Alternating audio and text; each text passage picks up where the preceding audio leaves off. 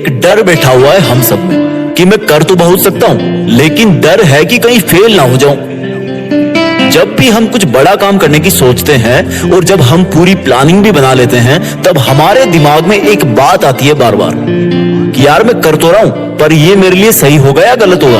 मैं स्टार्ट तो कर दूंगा, लेकिन अगर पूरा नहीं कर पाया तो, मैं फेल हो गया तो।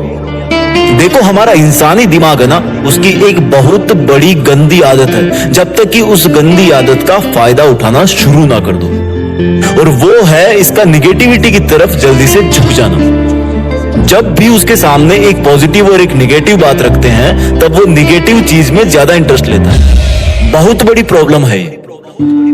अगर तुम्हारा कोई रिलेटिव या फैमिली मेंबर रात को ऑफिस से डेली 8 बजे आता है और आज 9 बज गए, तो हम इसी डर में रहते हैं कि यार कुछ अनहोनी तो नहीं हो गई।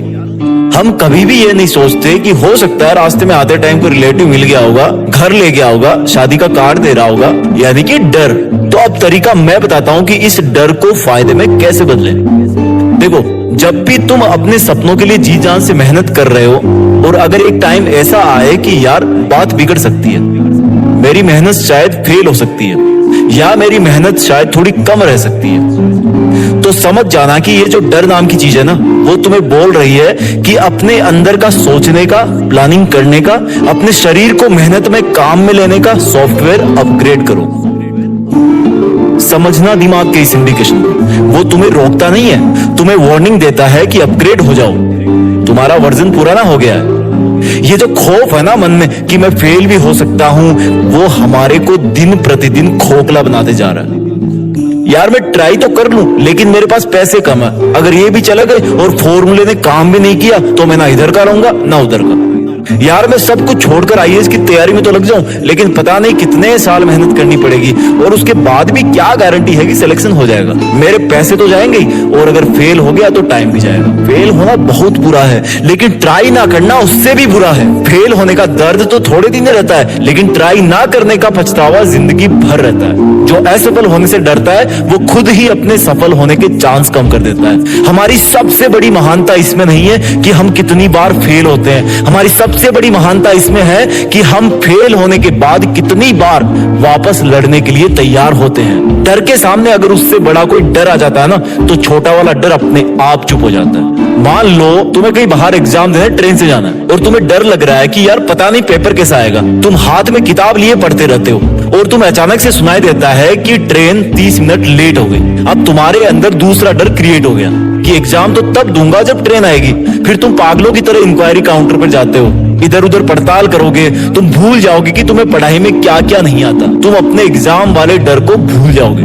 देखो, छोटे डर को रिप्लेस कर दिया बड़े डर ने। अब सपोज करो तुमने 25 मिनट वेट किया, और जब तुम स्टेशन पर खड़े हो तुम्हें नेचुरल कॉल आ गया, गलती से तुम्हें 2 नंबर लग गई। और सपोज करो तुम्हारे ट्रेन को प्लेटफॉर्म तक आने में सिर्फ 5 मिनट का टाइम ही बचा है। अब तुम क्या करोगे? जोर से लगी तुम्हें। तुम्हारे साथ जो खास लंगोटिया यार है, वो बोल रहा है कि यार ट्रेन में ही कर लेना, लेकिन ये तो सिर्फ तुम जानते हो कि फिलहाल तुम्हारा सबसे बड़ा डर है कि कहीं ट्रेन में यार भीड़ हुई और टॉयलेट खाली नहीं हुआ तो दिक्कत हो जाएगी। एनीवे, तुमको जरूरी था सबसे बड़े डर को किल करना, तो तुम 3 मिनट में जाकर करके आए और ट्रेन पकड़ ली। और जैसे ही ट्रेन में बैठे, दोनों बड़े वाले डर, ट्रेन का छूटना और कुछ छूटना, ये दोनों डर तुम्हारे खत्म हो गए।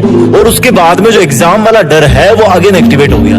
ये है डर की काली करतूत। सॉल्यूशन मिला? तो अब तुम्हारे किसी भी डर के सामने बड़ा डर कैसे लाओगे? देखो, जब किसी बनी हुई दीवार को बिना उसके हाथ लगाए छोटा करना हो, तो उसके पास एक बड़ी दीवार बना दो, जिससे पहले वाली दीवार उसके कंपेयर में अपने आप छोटी दिखना बंद हो जाएगी। ये डर है ना, ये सब दिखावे का खेल। लेकिन अब सवाल इस बात का है कि किस डर की बड़ी दीवार बनाएं।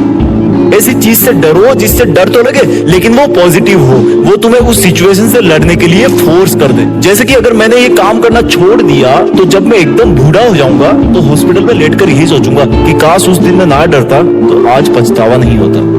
पछतावा, बुढ़ापे के पछतावे का डर क्रिएट करो अपने अंदर कि कहीं आज अगर मैंने कोई काम बीच में ही छोड़ दिया, तो जो पछतावा बाद में होगा उसका कोई सॉल्यूशन नहीं होगा सिवाय पछताने के। और कैसा पॉजिटिव डर पैदा कर सकते हैं कि अगर मैंने ये काम या पढ़ाई हार मान करके छोड़ दी, तो शायद इससे बड़ा अवसर मुझे अब नहीं मिलेगा। और अगर मिलने की उम्मीद है, यानी कि फेल होने के बाद भी चांस मिलेगा, तो फिर डर कैसा? चुनौती स्वीकार करना यार, जाओ और उस चुनौती का सामना करो। यानी कि अब आपके सामने आपका डर एक चैलेंज बन गया। देखो, चैलेंज और डर दोनों की इंटेंसिटी सेम होती है, लेकिन साइन चेंज हो जाता है। चैलेंज एक तरह का पॉजिटिव डर है, वो हमें आने वाली सिचुएशन का डट कर सामना करने की ताकत देता है। चैलेंज उस सिचुएशन को चुनौती देता है, जबकि डर उससे भाग जाने के लिए बोलता है। और भागना मतलब खुद ही अपने एफर्ट्स को पानी में मिलाना। डर तो एक गोताखोर को भी होता है कि कहीं कोई शार्क मछली के चंगुल में फंस गया मैं तो, लेकिन इसी डर को वो चैलेंज में बदलता है, पूरी सतर्कता के साथ गहराइयों में गोता लगा के वापस आ जाता है। तो अगर डरना ही है तो डर को सोचने से ही डरो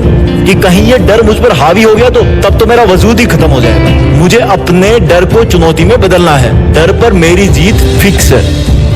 जय हिंद, वंदे मातरम।